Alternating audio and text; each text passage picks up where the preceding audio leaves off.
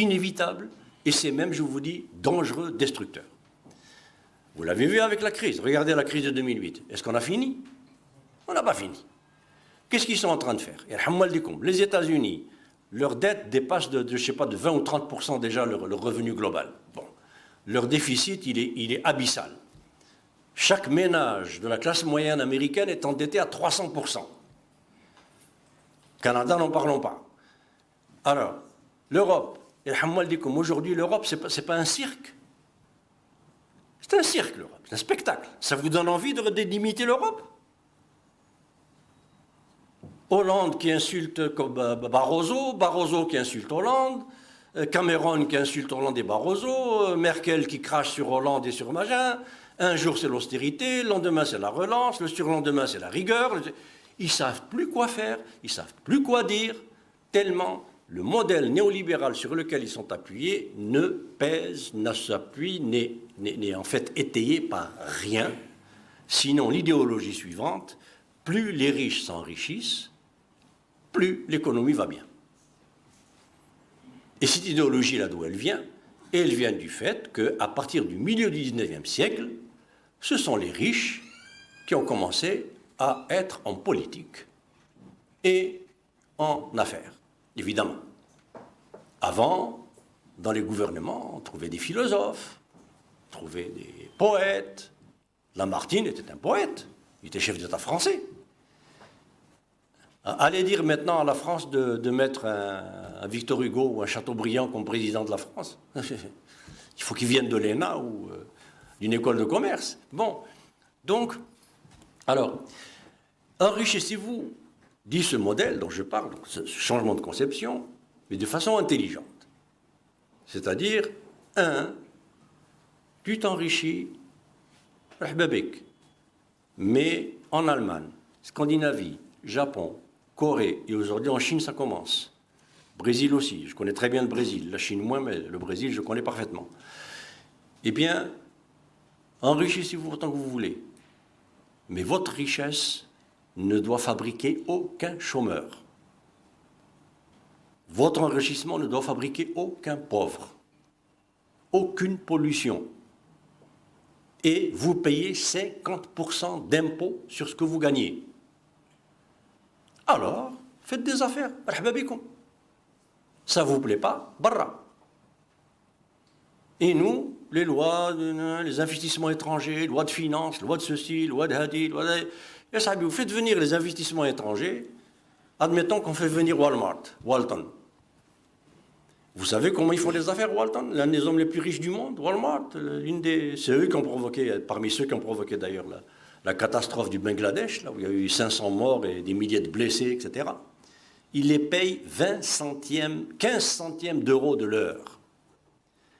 Alors, est-ce qu'il y a un Algérien qui est prêt à faire venir une multinationale pour payer les Algériens 15 centièmes d'euros l'heure pour que lui soit l'homme parmi le 5e ou le 6e homme le plus riche du monde? C'est ça que nous voulons. Les IDE, les investissements étrangers,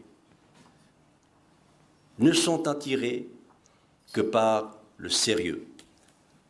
Un État fort, un État non corrompu, un peuple éduqué, des main-d'œuvre cultivées, éduquées, formées.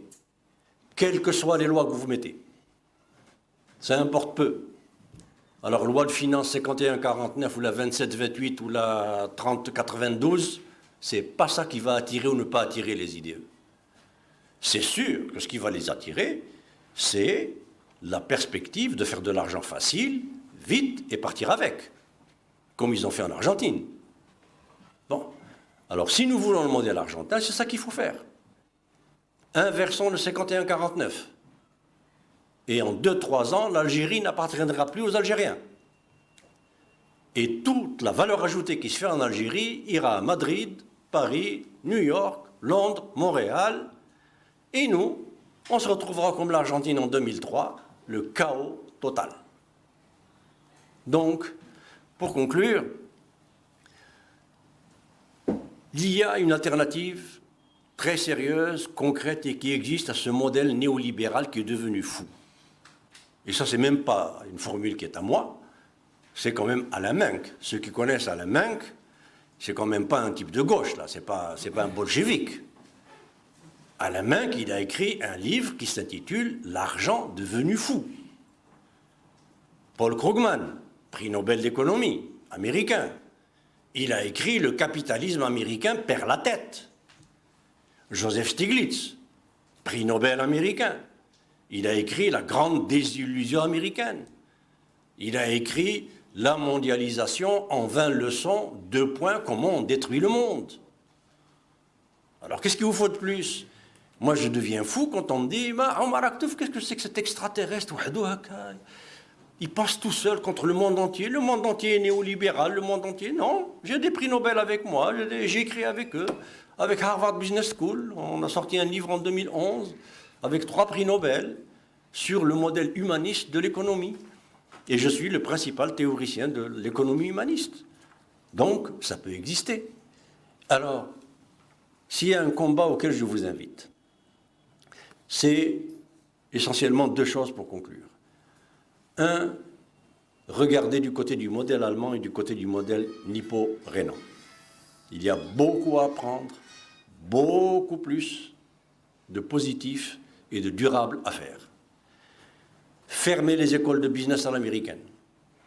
Tous les livres américains, tous les articles américains, ils ne peuvent servir plus qu'à une chose, les brûler pour vous chauffer quand il fait froid. C'est tout. Tout ce qu'il y a dedans, c'est de la stupidité idiote, dangereuse. Et je vous dis encore, je ne suis pas le seul à l'écrire. Je viens de vous citer des noms, je peux vous en citer bien d'autres. Noam Chomsky, Ralph Nader, John Suzuki, je peux vous en citer. Hein. Et si vous allez sur Google, Internet, cherchez l'encerclement. L'encerclement, c'est un film auquel j'ai participé, notamment avec Noam Chomsky, etc., avec Bernard Marie, Jacques Généreux, enfin, je veux dire, c'est pas des petits clowns, là. Hein. Non, et vous verrez ce qu'il dit sur la mondialisation et le néolibéralisme, etc., et comment mon discours n'est pas unique et enfermé. Bon. Donc, voilà, première chose. Et ce modèle, je ne le répéterai jamais assez, ou cette théorie, ce paradigme, parce que ce n'est pas juste un modèle. Le modèle, c'est des procédures, des techniques, des... Alors, ce qu'ils essayent de faire maintenant, alors que le monde est en crise, ils essayent de guérir le néolibéralisme avec plus de néolibéralisme. Ah, mais il faut être malade. C'est comme si vous voulez guérir une grippe avec plus de virus de la grippe. Plus vous ajoutez le virus de la grippe, plus vous êtes grippé. Bon. Einstein avait l'habitude de dire, ou il a même écrit, on ne peut jamais résoudre un problème à partir du système de pensée qu'il a créé. D'accord? On ne peut pas résoudre un problème à partir du système de pensée qui a créé le problème. Il faut changer de système de pensée. Or, nous sommes tous malades du système de pensée néolibéral. Pour le guérir, il faut utiliser un autre système de pensée. Et cet autre système de pensée, il existe. Il s'appelle keynésianisme, néo-keynésianisme, néo-ricardianisme, il s'appelle le modèle nippo-rhénan, le modèle allemand. Et donc, ce dont nous avons besoin, c'est de changement de conception, de paradigme, et non pas de changement de technique à l'intérieur du même paradigme, parce qu'on va faire que le renforcer. C'est-à-dire la première idée en conclusion. La deuxième, c'est la fameuse question d'émergence. Alors là, c'est une espèce de miroir aux alouettes. Là, on nous fait miroiter l'émergence. Comme le siècle dernier, on nous faisait miroiter le rattrapage. Je ne sais pas s'il y en a qui s'en rappellent. Hein. La théorie du rattrapage. Il y en a qui s'en souviennent, oui? Non? Non, pas du tout. Théorie du rattrapage, vous allez rattraper l'Italie, vous allez rattraper les États-Unis, rattrapage, rattrapage, rattrapage. Bon, personne n'a rattrapé personne. Au contraire, on n'a fait que couler, et ça les arrange, parce que plus on coule, plus ils montent. Évidemment. Donc, aujourd'hui, on nous sort l'émergence. Si tu fais ce qu'on te dit, tu vas émerger. Et est-ce qu'il y a une personne ici qui pense une seconde qu'il y a un businessman, économiste, politicien, français, américain, qui veut le bien de l'Algérie? qu'est-ce qu'ils veulent? Remplir leur poche. Notre pétrole. Celui du Mali maintenant, qu'ils ont découvert dans le nord du Mali. Et tout d'un coup, il y a des terroristes. Moi, je suis sidéré par cette chose. Partout où il y a du pétrole dans le tiers-monde, il y a des terroristes. Subhanallah. Ça pousse avec. C'est un phénomène géologique. Le Maroc, il n'y a que de la harira, il n'y a pas de terroristes. La Tunisie, il n'y a que de la harissa, il n'y a pas de terroristes. La Libye, il y a du pétrole, plein de terroristes. L'Algérie, plein de terroristes. La Syrie, sauf évidemment l'Arabie Saoudite, Abu Dhabi, tout ça, on sait ce que c'est. C'est des succursales de Washington. Ils sont tenus comme ça par Washington, ou Salem, bon, qui va remplacer le dollar, l'euro, etc. Et qui va être une monnaie, une espèce de panier avec lequel ils vont échanger entre eux sans se faire coloniser ni néocoloniser par personne. Mais quand on a des classes dirigeantes et des soi-disant États qui sont des mafias, qui défendent leurs intérêts entre eux, qui sont des cliques, qui font durer des vacations de pouvoir pendant des mois et des mois, en attendant qu'ils négocient entre eux qui va être celui qui va arranger tout le monde, eh bien, tant qu'on a ce genre de gouvernement, je ne parle pas que de l'Algérie, eh bien, on sera malheureusement les otages de ceux qui veulent être les vautours de nos pays, et ils ont intérêt, parce que l'économie réelle dans le monde n'existe pratiquement plus. Il n'y a plus que l'économie financière. Donc, l'émergence, c'est encore un mirage. Alors, quand on vous dit la Chine, le Brésil, etc., ont été sauvés par le capitalisme, je ne sais pas quoi, il vaut mieux croire au Père Noël. Ce n'est pas le capitalisme qui a sauvé la Chine, c'est la Chine qui est en train de sauver le capitalisme. S'il n'y avait pas eu la Chine, cette veste, elle coûterait $500. Et personne ne pourrait l'acheter. Vous imaginez toutes les vestes aux États-Unis qui se vendent $500? Je connais rien. Les États-Unis seraient en faillite. Et tout le monde capitaliste avec. Heureusement qu'il y a eu la Chine. Avec une main-d'œuvre formée comment? Par 80 ans de constitution communiste. 80 ans d'investissement dans l'éducation massif. Et tout d'un coup, une main-d'œuvre, même de niveau de production de textile ou de produits de base, qualifiée, instruite. Et l'effort d'instruction et de qualification au Japon, en Chine, au Brésil, etc., c'est pratiquement le premier poste budgétaire. Donc, la Chine est en train de sauver le capitalisme parce que s'il n'y avait pas les salaires chinois, les salaires bangladais, les salaires philippins, les salaires brésiliens, etc., tous les pays dits développés, dits nantis, dits avancés du capitalisme seraient en faillite. Parce que 80% de ce qu'ils utilisent par jour coûterait 40 fois plus cher. Mais, et là je finis, la Chine, le Brésil, les Philippines, Bangladesh, l'Inde, le Vietnam, ils ne vont pas accepter indéfiniment des salaires de 15 centièmes d'euros. Déjà, la Chine est en guerre avec l'Europe pour les panneaux solaires, pour l'éolienne, etc. Ils vont passer à des salaires de $1 l'heure, $4 l'heure, $5 l'heure. Et quand ils arriveront à des salaires de $5 l'heure, ça sera la chute libre des économies européennes qui déjà sont pratiquement au fond du trou, plus les États-Unis, plus le Canada, l'Angleterre, n'en parlons pas. L'Angleterre, c'est juste la city, la cité financière de Londres, qui n'est que de l'argent sale, et c'est tout. Mais la Chine, c'est la Chine. Le Brésil, c'est le Brésil. Le Brésil, c'est 70% du continent sud-américain. La Chine, c'est 1,3 milliard d'habitants. Et un super continent. Ils peuvent, eux, s'en sortir. Là, ils vont avoir une période de surchauffe, c'est clair, d'inflation, etc. Le Brésil, il l'a déjà. 0,9%, moins de 1% de taux de croissance en 2012, 6% de taux d'inflation. C'est pour ça que les Brésiliens descendent dans la rue maintenant.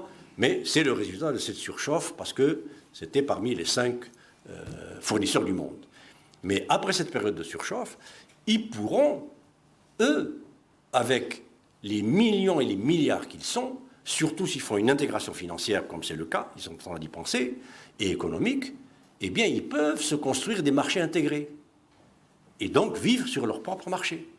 qui deviendront des marchés solvables, et leurs produits et services, au lieu de les vendre à la France et à l'Italie, ils se les vendront entre eux et à leur propre population. Mais nous, notre problème, c'est que les relations, un des problèmes, entre États africains, arabes, etc., c'est plus des relations entre États, c'est des relations entre personnes qui sont là tellement longtemps qu'elles finissent par se détester, en tant que personne. Alors Kadhafi détestait le roi du Maroc détestait Kadhafi, les deux détestaient Boumedienne détestait... Et donc on échange avec la France.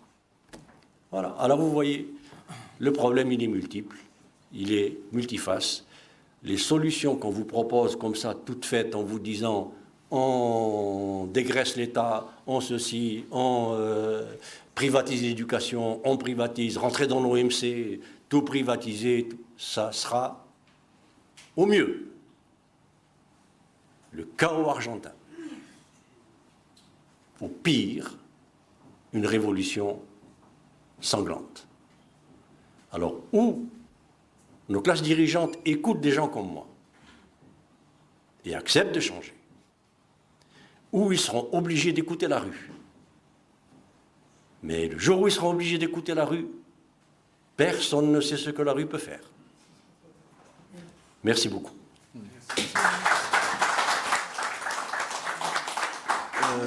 Je vous remercie, Omar Aktouf. On va ouvrir le débat tout de suite. Il ne vous reste pas beaucoup de temps, il vous reste un quart d'heure, je crois. 5-10 minutes. Très bien. Monsieur Omar Aktouf, on vous a bien écouté, mais je vous rejoins peut-être sur le constat que je trouve très cohérent sur la situation mondiale, mais sur l'issue, sur les perspectives, sur le modèle que vous suggérez. Croyez-moi, en tant qu'homme politique qui cherche à prendre le volant d'une nation, de notre pays, je trouve qu'il y a un peu de l'amalgame dans le sens où, quand vous dites il y a un capitalisme néolibéral qui est gentil, qui est mauvais, qui est diabolique, à l'image de l'Amérique, du français ou de l'Angleterre. Et le terme « enrichissez-vous », c'est le terme, celui qui est venu après Mao Zedong, je crois c'est Dao Xiaoping, c'est ça? Celui qui est venu après Mao Zedong. C'est lui qui a utilisé le terme « enrichissez-vous » au chinois. Enrichissez-vous, enrichissez-vous. Pour qu'il y ait un entassement d'argent, pour qu'il puisse rendre... C'était Ting Sao. C'était Ting Sao. Voilà, Ting Sao. Il a dit « enrichissez-vous ». Ma question est la suivante. Un capitalisme sauvage, monétaire, et un capitalisme industriel, producteur, je dirais, de richesse entre parenthèses. Ça, c'est ma première question. La deuxième question. Non, on va faire une par une. Une par une. Une par une. Alors, la première question, mais vraiment très rapidement, là, parce que je commence déjà à être en retard. Alors, oui, bien sûr, il a dit enrichissez-vous. Mais qu'est-ce qu'il y a derrière ce enrichissez-vous? Il y a un État chinois centralisé. Il y a des régions. Il y a des sous-régions. Il y a des sous-régions décentralisées. Et le enrichissez-vous en Chine ou au Japon ou dans ces pays-là, c'est un terme qui signifie enrichissez-vous en harmonie et en proportion avec l'amélioration de tout ce qui vous entoure. Ça, c'est sous-entendu, c'est dans le taoïsme, c'est dans le luthéranisme qui vient d'Aristote chez les Allemands et les Scandinaves, c'est dans le confucianisme, c'est dans le shintoïsme, c'est dans le bouddhisme. J'ai vu à la télévision, j'étais en Thaïlande il y a quelque temps, à la télévision thaïlandaise, on montrait à la place Tiananmen 15 hommes, le crâne rasé, menottés, prisonniers, etc., humiliés, et comme ils parlent anglais en Thaïlande, donc le commentaire était en anglais, c'était 15 hommes d'affaires chinois arrêtés, emprisonnés, accusés par l'État d'enrichissement personnel abusif. Et j'étais en Chine après, la Thaïlande. Et comme j'avais des étudiants chinois qui ont étudié avec moi au Canada avant, etc., je leur ai demandé qu'est-ce que ça veut dire, ça, enrichissement personnel abusif. Ils m'ont montré un exemple. Un type qui était cordonnier, ou dont la famille était cordonnier, je ne sais pas, enfin peu importe, qui a construit une usine de chaussures et qui est devenu riche. Ils m'ont dit, voilà ce qu'ils veulent dire. Ce type, il est devenu très riche, très grosses entreprises de chaussures, met $1 dans sa poche, il s'enrichit. $1 dans l'école publique. $1 dans sa poche, $1 dans l'hôpital public. $1 dans sa poche, $1 dans les infrastructures publiques. Voilà le modèle d'enrichissement. Et ça ressemble beaucoup au modèle allemand, sauf que le modèle allemand, c'est l'État, le syndicat, les mouvements sociaux, les associations sociales et le patronat qui négocient par secteur et chaque année la redistribution de la richesse allemande. C'est tout. Mais les deux systèmes, enrichissez-vous, oui, mais redistribuez la richesse. Mais tu t'enrichis, tu fous tout dans ta poche et rien que dans ta poche, tu te suicides. Tu ne contribues pas à l'éducation, tu ne contribues pas à l'amélioration des conditions de vie de tes travailleurs, tu n'investis pas dans la recherche technologie, tu n'investis pas dans la qualification, tu n'investis pas dans la capitalisation de l'entreprise, tu es foutu, fini. C'est ce qui arrive aux États-Unis. L'appareil productif américain, il n'est plus qu'un appareil de production d'armes, c'est tout. Tout le reste, il l'achète de Chine et d'Allemagne. Donc c'est pour ça que... Oui. Merci. صافي بيان لونتون ما تلاقيناش مي الخطاب تاعك بيتو المحاضره تاعك اليوم تفكرني بالكلمه اللي لقاها تشي جيفارا من 65 في 65 هنا في الجزائر العاصمه الخطاب تاعو الشهير المعروف بخطاب الجزائر وانتقد حتى الشيوعيه العالميه وقتها وبعد رجوعه لكوبا وقع الانفصال بينه وبين كاسترو. السؤال تاعي راح يكون بسيط جدا. تلاحظون انه في الجزائر الان ما فيش مفكرين يفكروا، والمفكرين معناه اللي يستشيرهم الدوله، انه الدوله تفكر وحدها. نعطيك مثال بسيط.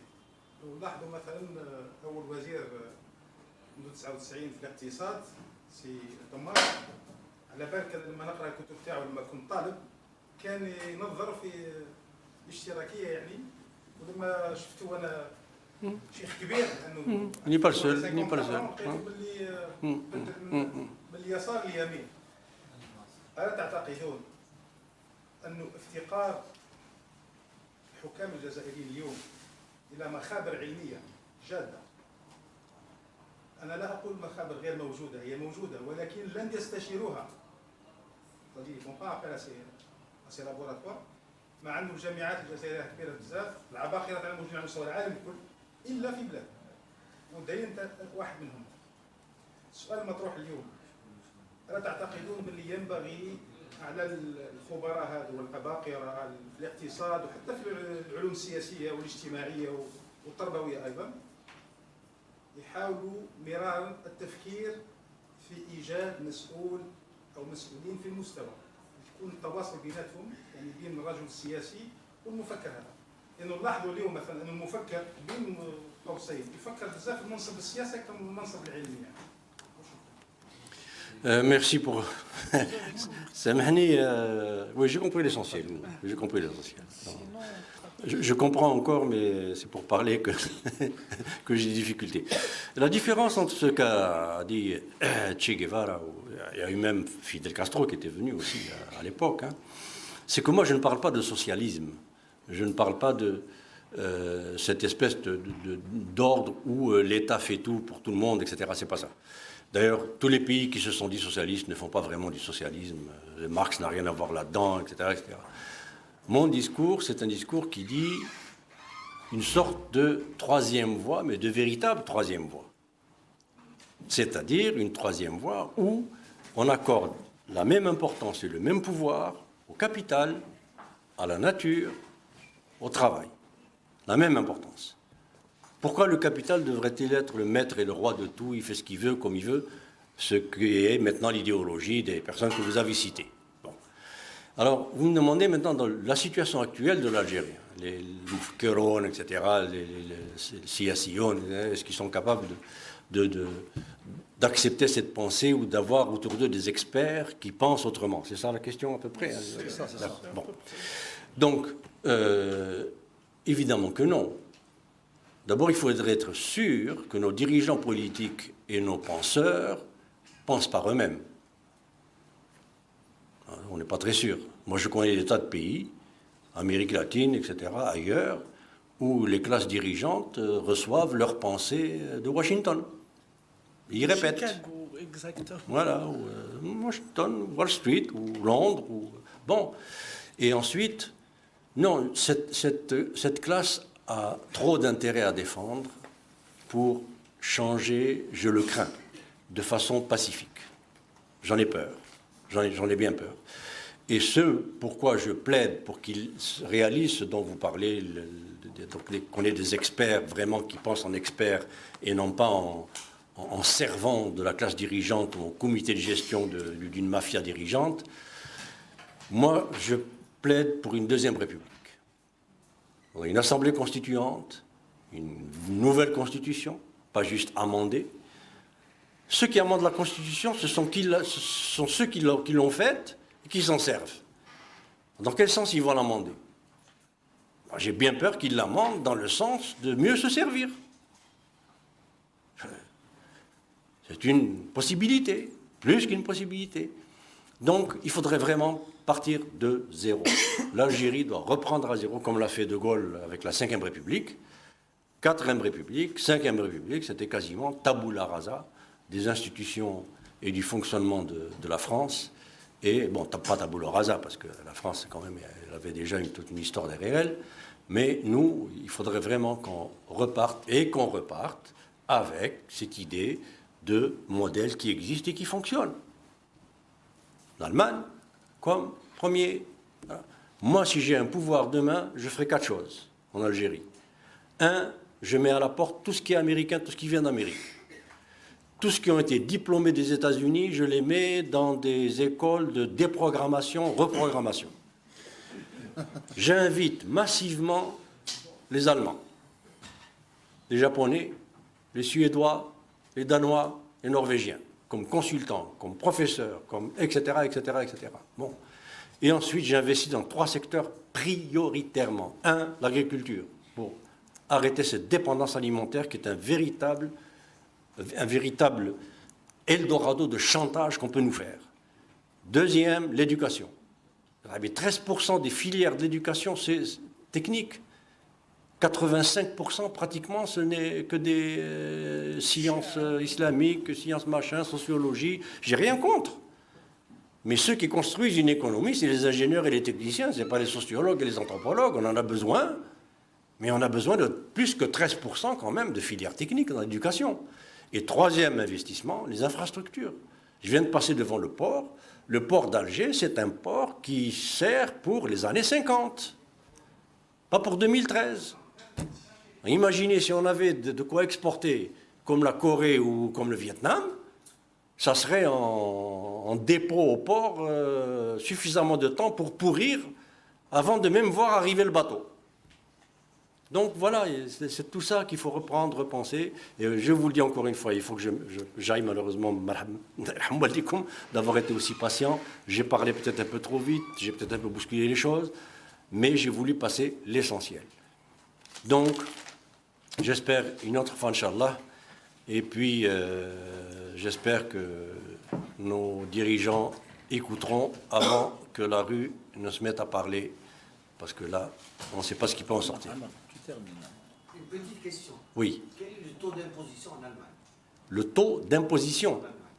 Le taux d'imposition en Allemagne, il est 50% comme partout sur le profit.